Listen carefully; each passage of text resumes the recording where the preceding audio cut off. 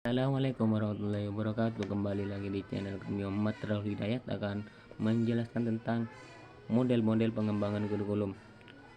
Seperti apa model-model pengembangan kurikulum, model itu apa saja model-model pengembangan kurikulum. Baik, yang pertama ialah definisi model pengembangan kurikulum. Model pengembangan kurikulum ialah sistem yang digambarkan melalui penjelasan rumus atau gambar yang digunakan untuk menyusun kurikulum baru atau memperbaiki kurikulum yang sudah ada agar kurikulum ini tetap relevan dan bermanfaat bagi seluruh masyarakat. Model ini jika kita ibaratkan kurikulum itu sebagai sebuah bangunan, sedangkan model itu ibaratkan sebagai desain atau bentuk bangunan. Model ini penting bagi para pengembang kurikulum, supaya model ini merancang kurikulum secara sistematis dan efektif. Model-model selanjutnya kita akan bahas tentang model-model pengembangan kurikulum, yang mana model-model ini ada banyak model-modelnya. Yang pertama ada model Taylor atau disebut dengan 4-step curriculum development model yang dikembangkan oleh Taylor. Model ini memberikan kurikulum disusun untuk mencapai tujuan pendidikan yang telah ditetapkan oleh sekolah. Jadi kurikulum ini harus sesuai dengan kurikulum yang digunakan oleh sekolah. Yang kedua ada model Taba yang disebut dengan model induktif. Nah, model ini dikembangkan oleh Hilda Taba.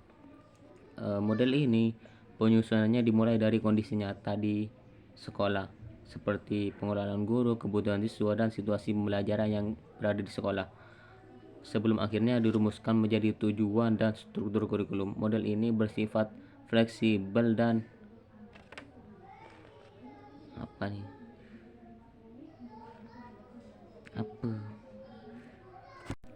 model ini bersifat fleksibel sehingga para guru dan murid itu berperan aktif dalam proses pengembangan kurikulum.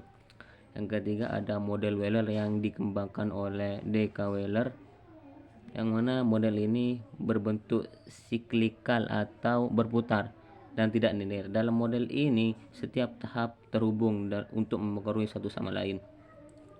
Selanjutnya ada model Buchem yang dikembangkan oleh Buchem, yang mana model ini prosesnya dilakukan dengan beberapa keputusan penting dalam penyusunannya.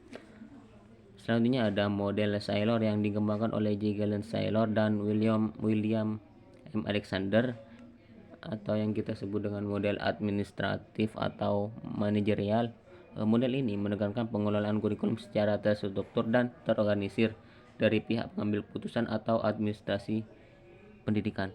Model ini umumnya diterapkan di lembaga pendidikan yang cukup besar sehingga keputusan itu mengenai kurikulum berada di tangan pihak pemimpin, berada di pihak pengelola sekolah, bukan berada di pihak-pihak bawah.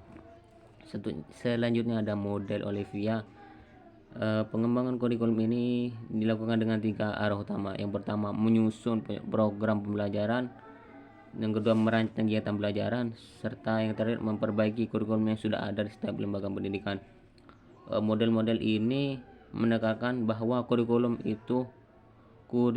ditanyakan lembaga pendidikan harus terlebih dahulu memahami karakteristiknya sendiri, termasuk visi, misi, dan kontribusi lingkungan masyarakat. Dengan begitu, kurikulum yang disusun benar-benar sesuai dengan kondisi masyarakat dan kondisi peserta didik.